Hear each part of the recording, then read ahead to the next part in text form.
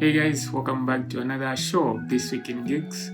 So yeah, this week has been one of those weeks where it has been kind of slow, but there's been like huge news, big ones you could say. So yeah, before I start off, don't forget to subscribe, leave a like and also leave a comment as well. I want to hear your thoughts on the things I talk about here.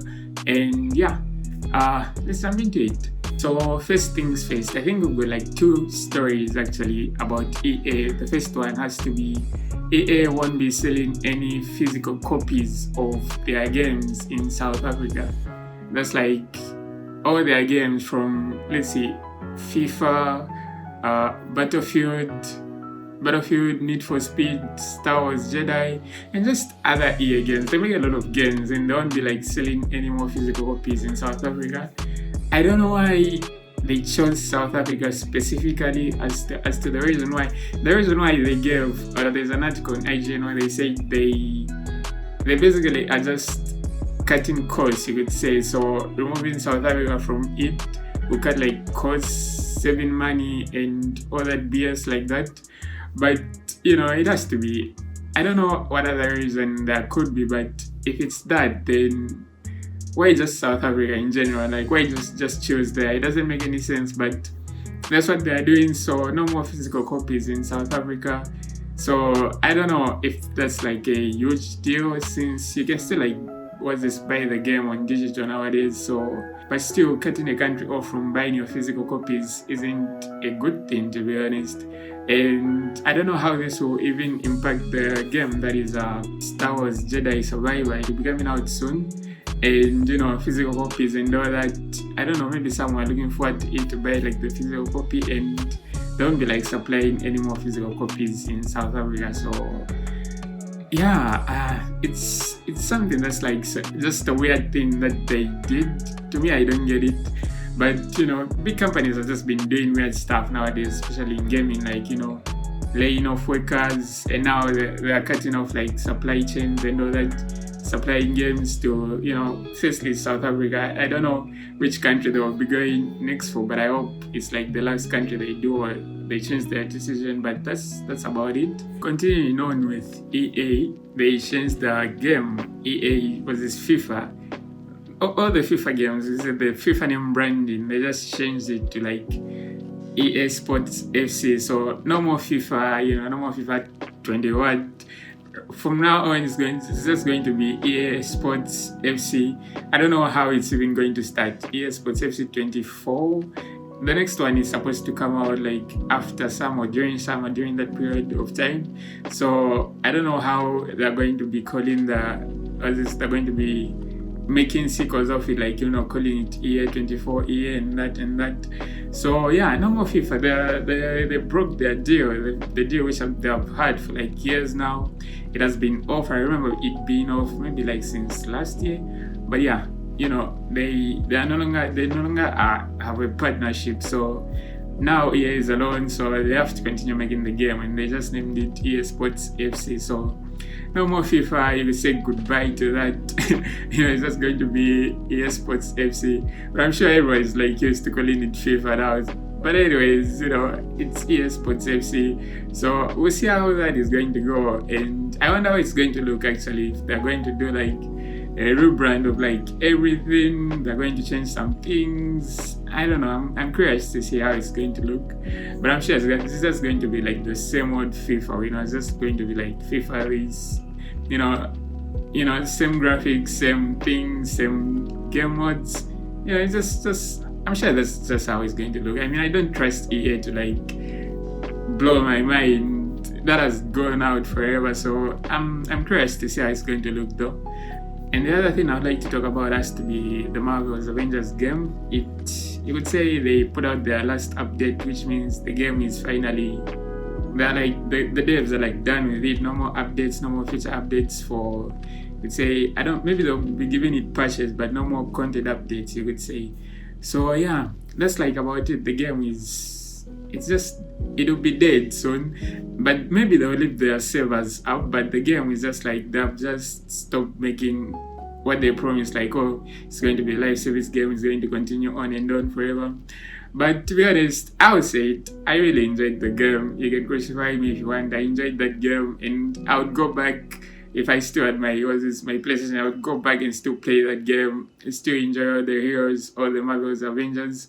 I enjoyed that game. So for me personally, it was, I was kind of bummed out when I had like, oh, the game they will stop supporting it and it's going to, they're just basically just going to let the game die. For me, it kind of like, it hit me right here in the chest. I was just like, but it's, to be honest, it was one of a kind, you would say. Like Marvel's Avengers, you got like, you play different heroes. We don't have that, guys. We actually don't have a superhero game, a good superhero game with like, I mean, we do have good superhero games, don't get me wrong, but I mean with good superhero games, group good superhero games, we need that. And Marvel's Avengers was the one which like managed to scratch that itch for me. So I think that's the reason I'm attached to it. But hopefully soon this is like a lesson learned for both Marvel and DC, and then in the future they give us something much better than what they gave us. So yeah, hopefully this is not like the stop for them. I hope something new comes out later in the future, but for now, that's it from Marvel's Avengers. That's like goodbye from it. But the game is still up though, but it's just like no more supporting and everything. Good news for handheld gaming device fans. ROG, I would say Asus ROG, they're making a new handheld gaming device. It's called the ROG Ally, if I can remember. Yeah, it's just like prototypes which were like given out to these big YouTubers, Linux, and I watched the video for Linux who explained it very well, but also from Dev2D. Those guys, did their reviews. All the information you could get, you just like get it from them. I'll link their videos. But new handheld device, very exciting. I've got like that thing of wanting to own a handheld device, and for actually to build more competition for the handheld device environment. Right now it's just like the Steam Deck which is there, the Steam Deck and the Nintendo Switch. The Nintendo Switch is good, but it doesn't have that much variety as the Steam Deck. And the Steam Deck to have like some more competition to it, like more competition to it in the same pricing range, which Asus is claiming to be bringing to the table. They're saying it's going to be coming out this year, probably at the end. I'm thinking this year or maybe next year. The delays can happen, but yeah, they're saying they're going to have like a competitive pricing with the Steam Decks. So that's like it got me interested.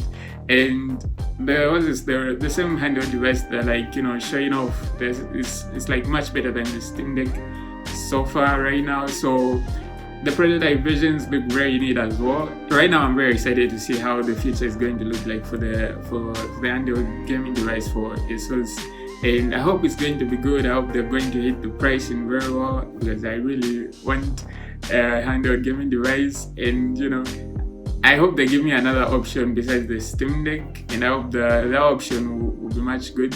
But gamers will end up winning, so that's what I like. More handheld gaming devices, more places to game, which is always a good thing. So yeah, I'm very glad that bringing in some competition, which is good. And lastly, the Tetris movie just came out. I thought this was like actually going to release in cinemas, but is it an Apple movie? I've forgotten.